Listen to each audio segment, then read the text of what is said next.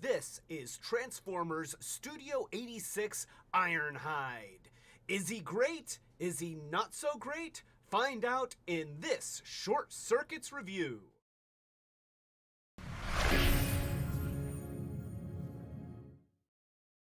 Welcome to Retrobot, the YouTube channel where we feed a friendly space robot a diet of pure nostalgia. I'm Clay, and today we are looking at Transformers Studio 86 Ironhide, and there he is in his box, but let's go ahead and take him out of the box. There you go. He's out of the box now. And here's the packaging. It is the Studio 86 packaging, which is very basic. Just black with an illustration of the character on the front and a close-up of the character on the side. And then we've got a more of a pulled back character on the side, and then product shots with gobbledygook on the bottom and more gobbledygook under there, and a Transformers the movie logo on the top here. So if you need to see what the Transformers the movie logo looks like, there it is. Although my camera doesn't want to focus on it. Oh well, who cares? You're not here for the packaging, you are here for Ironhide. And so let's go ahead and take a look at Ironhide in all of his Ironhidiness. One thing, so it's almost hard to start with this guy. You hear me stumbling over myself to try and figure out where to begin, because my first impressions of this toy as I unboxed it were phenomenal. I loved this toy as soon as I got it in my hands, and then I transformed it, and I continued to love it. And then I talked to Don, and he had watched an MGO review of this toy and talked about the mismatched paint, which I didn't really notice, to be honest.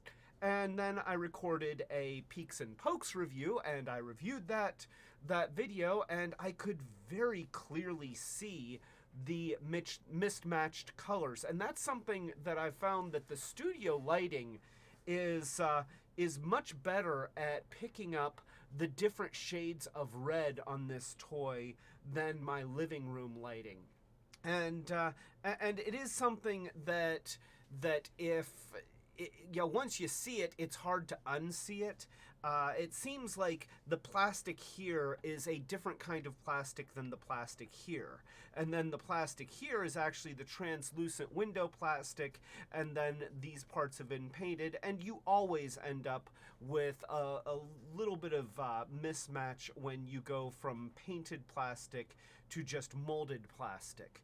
But it certainly does when you've got three different tones of red on a guy who is really just red all over, then those color differences do stand out. But I will say that even though they stand out a lot here on camera, they really don't stand out nearly so much if you're in a normally lit room.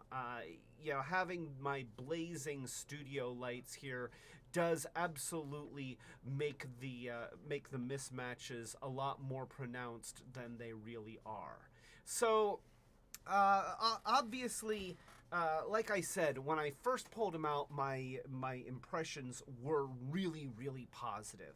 And that hasn't diminished, but I am a little bit more aware of some of the criticisms that I've heard. Let me go ahead and take his guns off of his roof, which invariably is where they're going to put the Street Hawks for when they repaint him as Ratchet. But I like having a place to put the guns. That's cool. I think that's a great solution.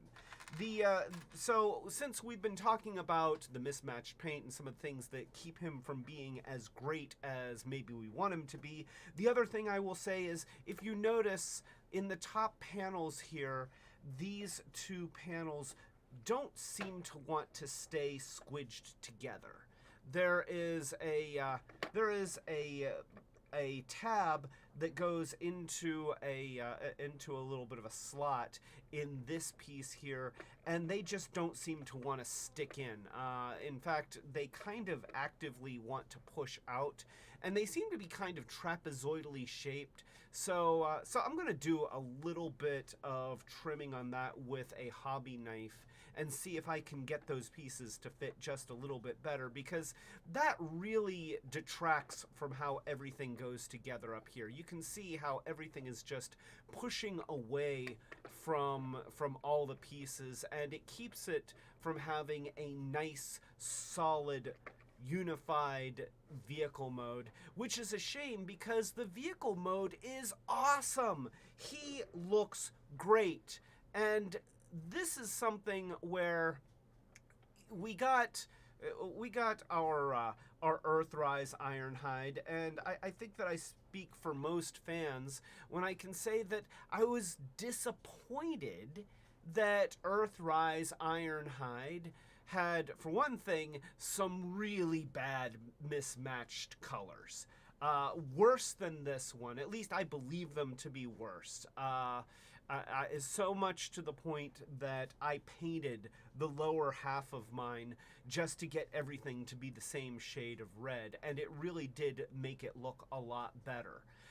This one, I don't know if I'm going to need to do any painting or not. I generally don't like to paint big surfaces of my Transformers toys, because the paint, especially on where the joints are and where pieces interact, the paint always chips. It never stays nice. But with a toy that is already red, if you're putting red on top of red and you do something like that, then even if it chips, it's just going to be red underneath, so it's not going to pop out quite as much. And of course, if you do a lot of careful masking over top of hinges and little places like in the roof here where there are a lot of tiny joints and things that have to interact with each other, then you could always protect those areas and just try to get most of the big portions to be the same color. So that is an option for that. But if you can get past that, the rest of his vehicle mode is really, really sharp. And I was starting to talk about Earthrise Ironhide and what a disappointment that was with the mismatched paint, and the fact that they had that whole, I'm gonna use air quotes here, gimmick. There's my air quotes, gimmick of big parts of the vehicle modes coming off and being used for shields. That to me is not really a gimmick. It's not something that I see as a play feature. To me, it's kind of a cheat. It's just, oh, we're just retooling this off of the Siege version, and we want to do as little extra changes as we can, and this van is kind of taller in proportion than to the Siege version, so we're just gonna have a big roof piece and solved. And I really wasn't a fan of that. It is what it is. You deal with it, you move on. But honestly, this is what we all wanted from an Earthrise Ironhide. This, a single cohesive transform. And I was talking to Don earlier, and fans of this channel will remember Don from many of our live streams and a growing number of our Short Circuits videos. And he was talking about how if it were up to him, he would just give up on the translucent windows and have it all be molded in the same red plastic and then just paint the windows black. And that is a solution, I look at it and it's like, he's not wrong. That would solve a lot. But it does seem like even amongst the plastic pieces, they have this kind of plastic, which is a little bit rougher, and this kind of plastic, which is a little bit waxier and a little bit smoother. And my guess is that has to do with the strength tolerances and the kinds of burden that's under that the different pieces are put under in terms of the transformation sequence and just the kind of stresses that they're going to endure. That's the only reason why I can imagine that they would have two different kinds of plastic in the same toy. Obviously, you know, aside from the difference of translucent versus opaque. So yeah, and that is something to think about. But I do like that I've got windows here, and I can actually see through the windows. Look, hey, there you are. Look there. Oh wait, now I can see L2 and L2 and R2 and R2. And here, you know, look at that. I mean, that's funny. And I'm sure that there's some fans out there that see that and it's like, what? Oh boy, the camera was doing a thing there. Why do we got L2 and and R2 on there? I mean, couldn't they have hidden that? Did it need to be there? I suspect that it's an oversight. I find it kind of amusing. It doesn't bother me. I just think it's kind of funny. But the rest of this vehicle mode is very nicely done. We've actually got painted hubcaps. We've got the silver on the front. I miss the orange stripe on the side. And I don't think that he had the orange stripe in the cartoon. So I guess that's what they're going through. But I kind of miss the orange stripe. And the orange stripe would help to disguise some of the differences between some of the darker red that's around these windows and some of the lighter red that's on these molded panels here. So that's another thing that orange stripe. Yeah, see? Orange stripe. You can't deny the orange stripe. But anyway, he is a transformer. That is his job, to transform. So let's go ahead and let him do his job here. So, oh look, I've got a piece of packaging thing. Look, it's one of these little things. Anyway. All right, so let's go ahead and turn him into a robot. That is what he does. And so for starters, I am going to pull the top away from here, and I'm going to fold in these little things. And I found that I habitually forget to fold these out when I'm turning him back into a vehicle, and then I keep trying to get things to go together, and they just don't quite go together. Always remember these little pieces of window right there. We've got the bumper that folds down here, so we're going to fold that down. We are going to pull out the windows from the sides, and I'm going to do that on both sides, just like that. And then I'm going to pull these out. Here, let me do this.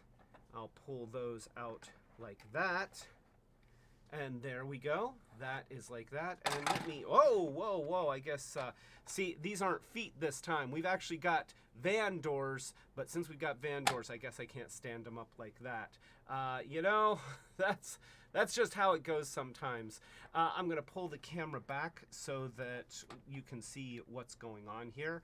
Then we have the arms that are plugged into the back half of the van here. So we're just going to dislodge that. And then we are going to separate the arms. And we can swing those around here. And click in the shoulders. And since we're here, we might as well click out the fists. Just like that. No little doors or anything. You just click out the fists. Now, there is a whole thing that happens here in the midsection. So, you see this front bumper. This needs to swing around. So I'm going to bring it down and swing it around to the back, and then I can bring it up. And then we've got this pelvis here, this set of hips here, and actually, you know, those are going to stay right where they are. We're going to close the bottom of the front of the van. In fact, I'm going to lift the camera so that you can better see what's going on here. You've got the bottom portion of the front of the van that's just going to snap right down against the waist, and then we can put down the cod piece there. And so at this point, we can open up the front piece of the front windshield, and we can pull the head out. Maybe we can pull the head out. Come on, head. You can. Okay, where's my spudger? Where's my spudger? Come on. There we go. There we go. So we not get the lead out, we get the head out. See what I did there? Oh, I'm sorry.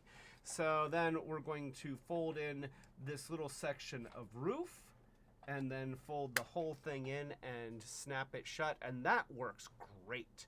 Like, that fits so nicely, and it's very satisfying. So we've almost got him there. His upper torso is very, very Ironhide. So let's go ahead and do the legs. We're going to separate them out.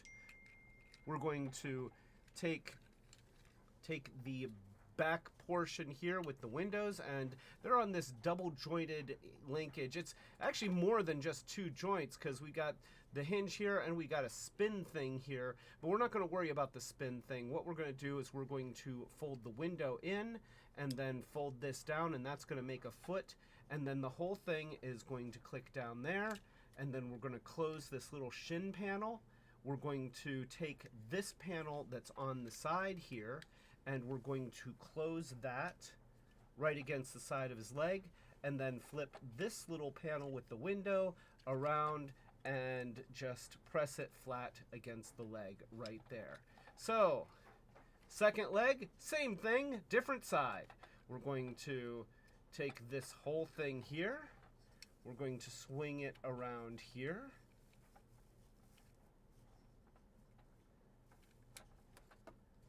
We're going to swing it up like this, fold in that window panel, fold the panel over like that, get that down, close the shin door, and then we put this panel down by his leg, and then you see the window. That's just going to close down by the side of the leg.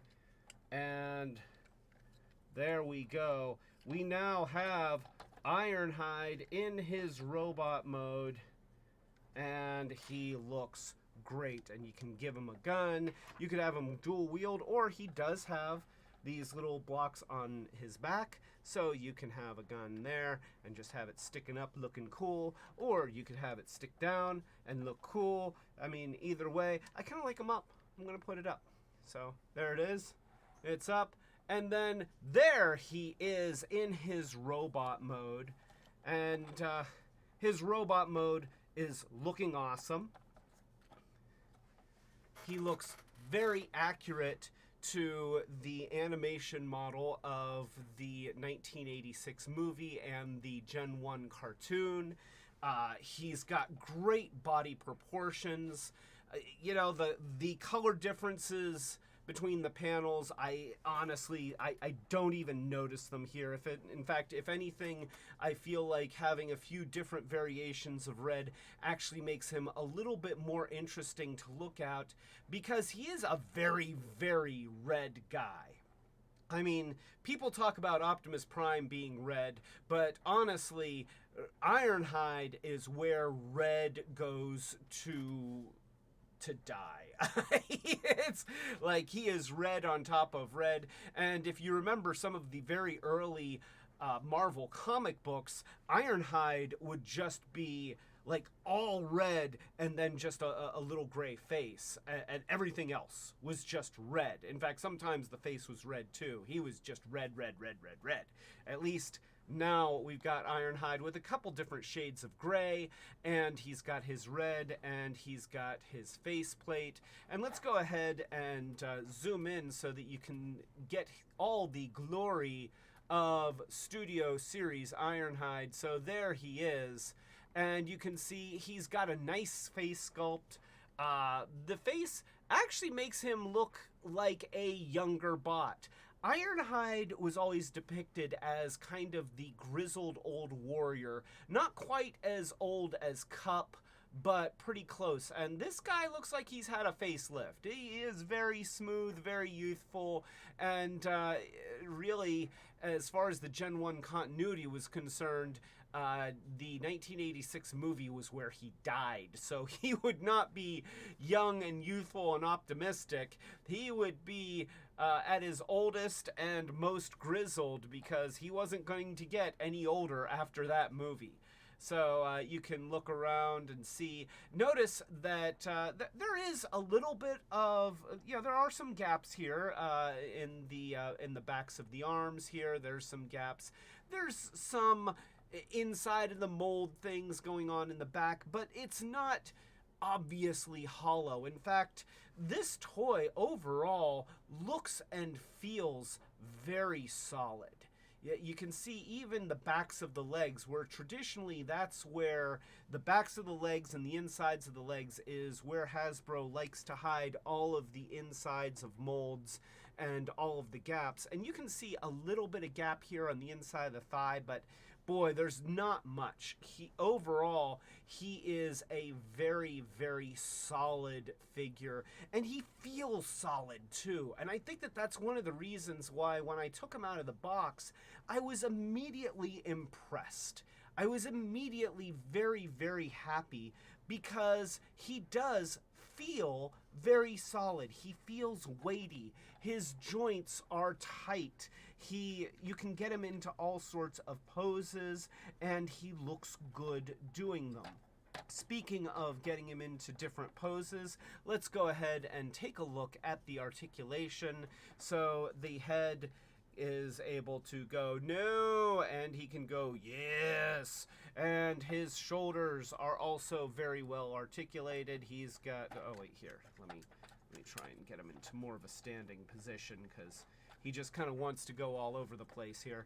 So we've got a very stiff shoulder joint, and it really it's nice and tight. Like, it feels really nice and tight. You can see that the rest of his body wants to move more than the shoulder does, but it goes out, it goes in, it goes all the way around. He's got a bicep swivel. He's got a pivot at the elbow, which is almost a perfect 90 degrees. He's got a twist at the wrist, and his wrist can do this. And here's something else that he can do. I don't know if this is a play feature, but I'm going to treat it as one. You can take his hand and just kind of go like this, and then you can pretend that he's spraying liquid nitrogen on stuff. See, you can be like, oh, this calls for some liquid nitrogen. And then he'd be like, shh. And I seem to remember that there were even times when they would show the rest of the hand just kind of hanging down below the wrist while he was shooting stuff. So yeah, I'm going to call that a play feature, even if it's not. Now, granted, what would make it great is if they had actually molded a couple little nozzles into that part, just a couple little circles or something, so that we knew that it was intentional, that this is when he does his liquid nitrogen trick, which they may not have cared about, just because since this is Studio 86, and in Transformers the movie he never uses that power, then maybe they figured, we're not going to do it. We're more concerned with making sure that Cup's arms and legs fall off. So he has a waist pivot here. He has a cod piece here, that a little flap here that allows the legs to go forward. And this thing has popped off like 4 times now. I'm tired of putting it on his back, so I'm just going to take it off. So he can do the Ministry of Silly Walks, which is important, and then he can also do splits, which is also important, and then he has thigh-sep rotation, just like that, and he has a knee joint, which is also another pretty much 90-degree bend, and of course his feet are great. They really... I think that after all the complaints about the feet on Earthrise Ironhide, somebody said, we are not going to phone in the feet on this guy. He's got great feet. Look at that. That foot, it goes, it goes all over the place. It can tip, it can go like that, it can go to either side. I mean, he could be a ballerina. We could do some nutcracker stuff right here. I don't know the Nutcracker song, but you know,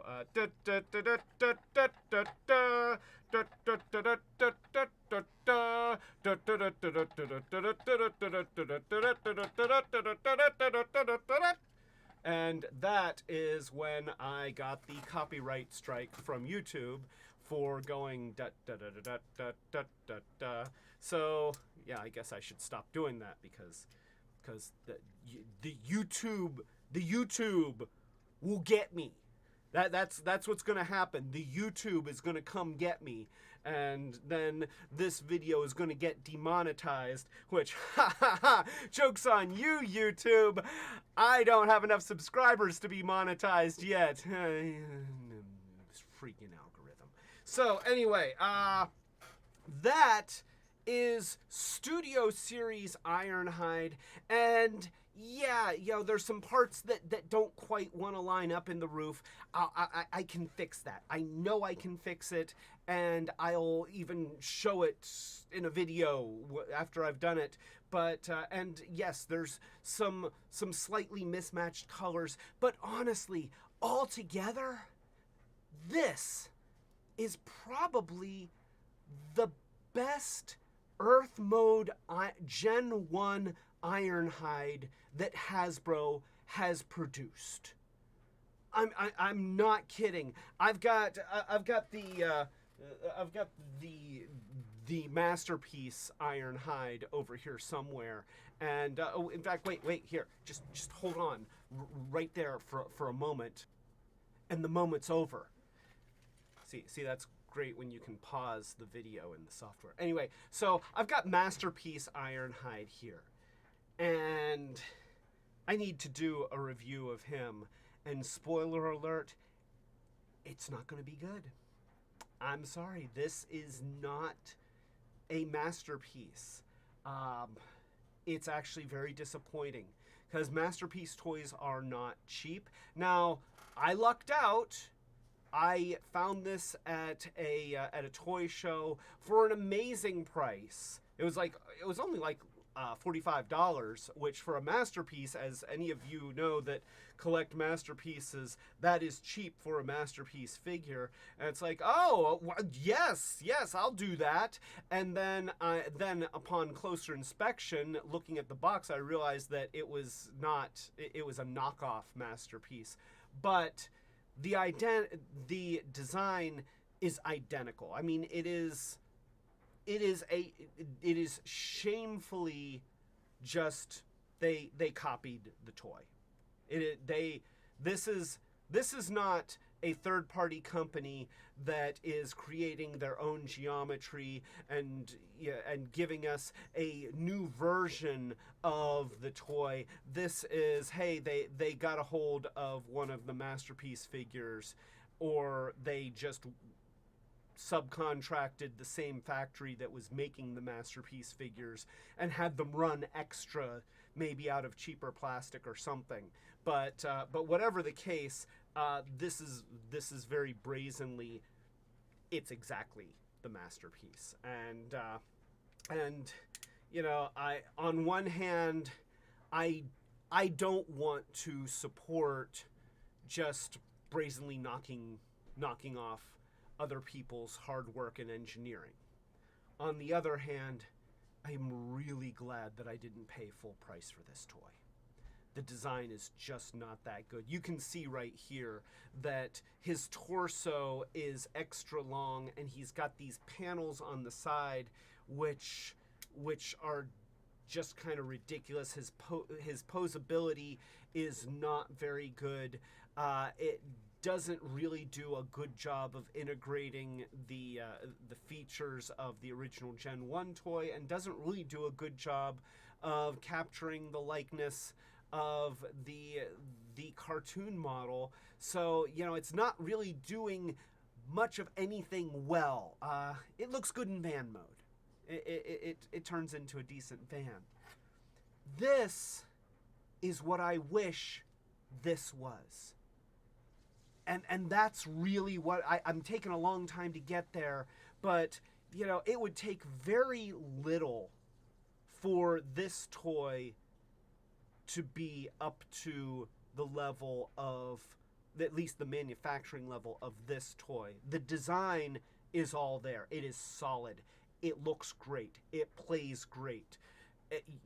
They could get rid of those, you know, work a little harder to make things match up, and you know, do a few things to cover some gaps, and boom, it's ready to be there. And this is what I wish this toy had been more like this one. I wish that Earthrise Ironhide had been more like this one. I wish that Classics Ironhide from way back when, that toy, that kind of yucky orangish one that was all like angular pieces and stuff, yeah, that thing was a monstrosity. I wish it was more like this one. I wish that Combiner Wars Ironhide was more like this one. For years, I have wanted to have a really decent, solid Ironhide, and I finally got him. So, yeah, warts and all, I love this toy.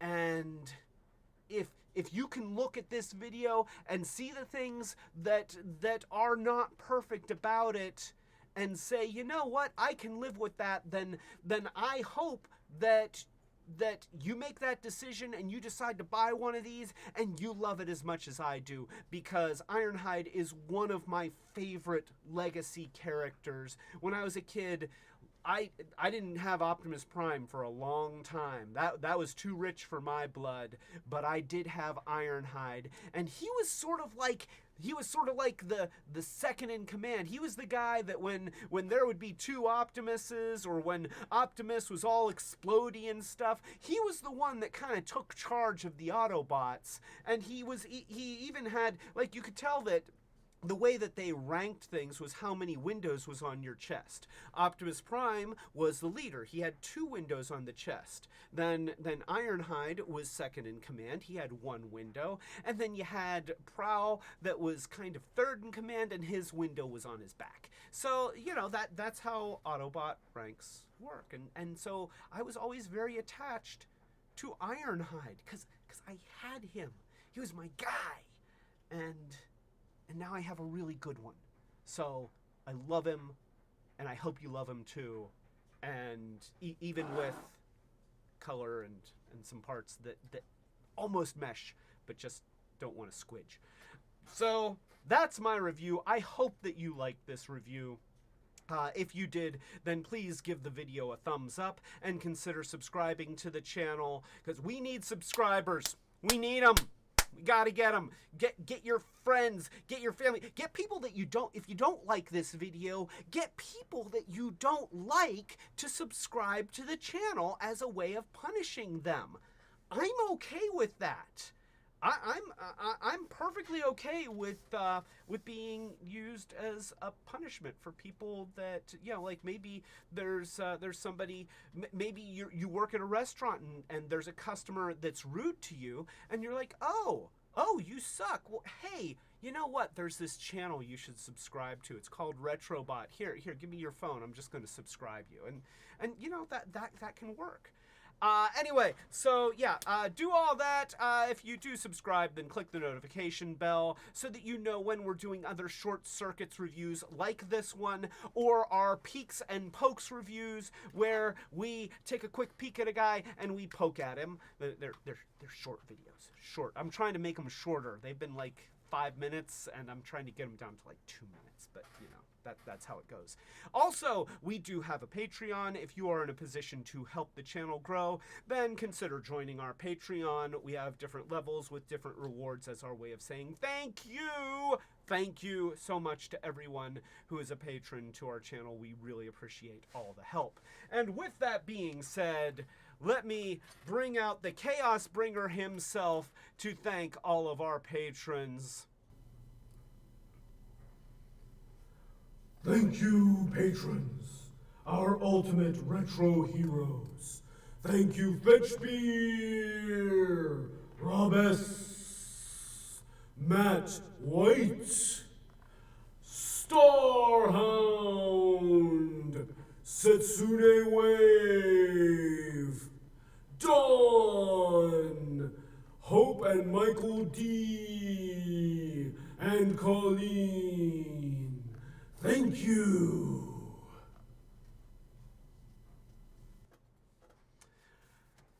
So thank you, Unicron, for thanking our patrons.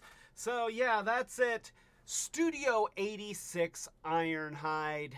Finally, a good one. Not quite perfect, but really, really freaking good. Good enough. I don't care. I love him. I love him. He's great. He's great. Forget about paint. Forget about everything. He's great. Get him. He's awesome. This is Clay telling you to keep it Retrobot. Yeah. Oh my gosh. Finally a good, he's what I've been wanting in Ironhide for so long. And I mean, I don't want to mislead people and be like, okay, he's perfect, he's great, and then they're like, but Clay, he's got these paint match issues and color issues and there's, you know, the panels that don't want to stick together, but you know, I just like him a whole lot. You don't understand. I like him a whole lot, and I guess I have to hit the stop at some point.